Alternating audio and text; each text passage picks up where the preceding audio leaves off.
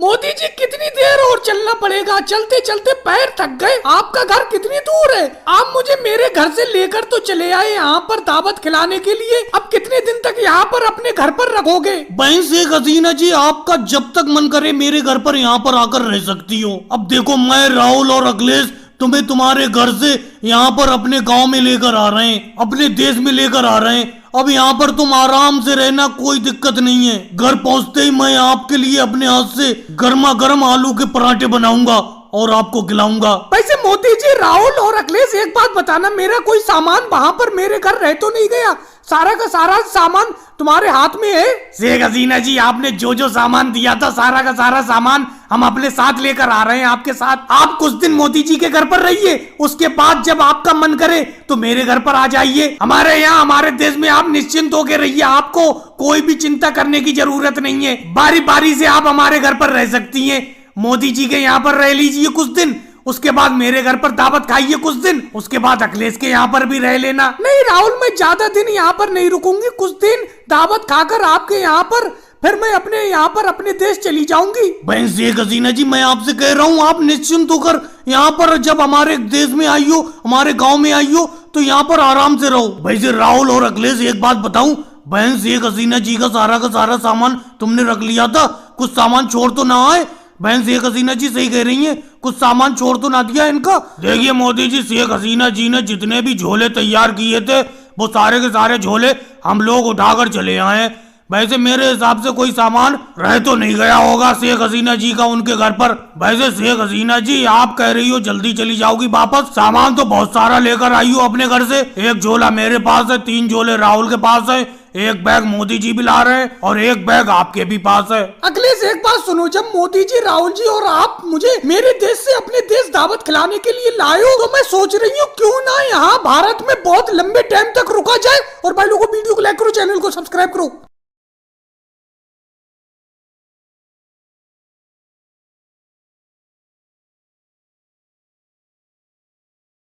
को नहीं मिल पा रही है, बड़ा मुश्किल से तो अपना दोनों लोग समुद्र से इन झींगा मछली को पकड़ के लाए, लेकिन कोई खरीदार आ ही नहीं रहा।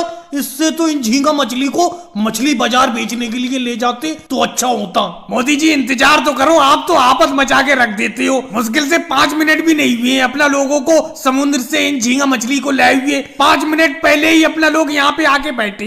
इन झींगा मछली को खरीदने के लिए बहुत सारे लोग आएंगे। वो देखो, अखिलेश और लालू जी चले आ रहे हैं, देखो यहीं पे चले आ रहे हैं। अरे मोदी जी, राहुल जी, ये तो झींगा मछली है।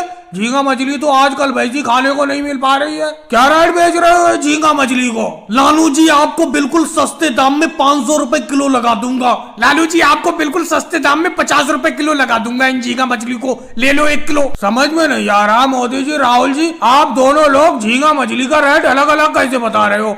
मोदी जी, आप 500 रुपए किलो बता रहे हो और राहुल तो 50 ही रुपए किलो बता रहा है। इतना ज्यादा फर्क कैसे हो गया दाम में? राहुल, मैंने तुमसे पहले ही कहा था कि तुम मेरे बीच में मत बोला करो। तुम तो इन झींगा मछली को फ्री भाव में लोगों को दे दोगे। अरे इतनी मुश्किल से अपना लोग समुद्र से इस झींगा मछली को पकड़ के लाए, लोगों को जल्दी मिल भी नहीं पाती है झींगा मछली, और तुमने 50 रुपए किलो का दाम लालू जी को बता दिया। अब तुम चुप रहना, मैं लालू जी को समझा देता हूँ कि राहुल के मुंह से धोखे से 50 रुपए का भाव निकल गया था। मोदी जी, बराबर का पार्टनर हूँ मैं इन झींगा मछली में आपके। समुद्र से अपने दोनों लोग इन झींगा मछली को पकड़ के लाए। मैंने जानबूझ के रेट बताया 50 रुपए किलो। मैं तो इतना महंगा झींगा मछली को नहीं बेचूंगा। तो मोदी जी, राहुल जी, आपस में झगड़ क्यों रहे हो? आप दोनों लोग इस झींगा मछली को समुद्र से पकड़ के लाए हो, दोनों लोग बराबर हिस्से में आधी आधी झींगा मछली को बांट लो।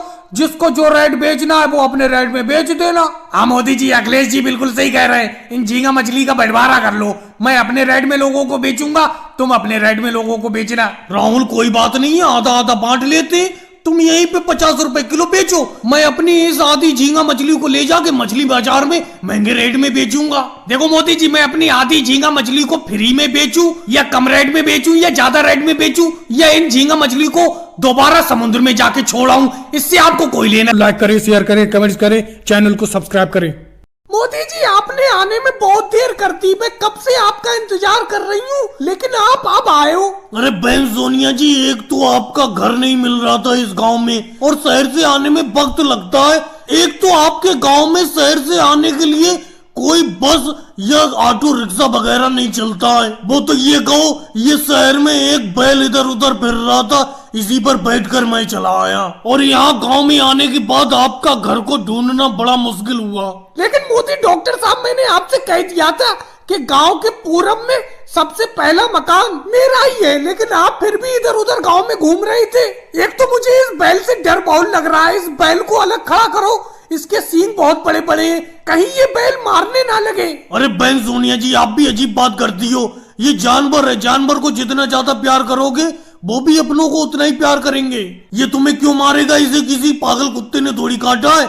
एक तो देखो, मुझे कोई सवारी नहीं मिली यहाँ तक आने के लिए, अब मैं इसी बैल के ऊपर तो बैठ के आया हूँ। चलो वो सब छोड़ो, अब एक बात बताओ, आपको क्या दिक्कत है? मोदी जी, मुझे तो कोई दिक्कत नहीं है, मैंने अपने लिए आपको नहीं बुलाया।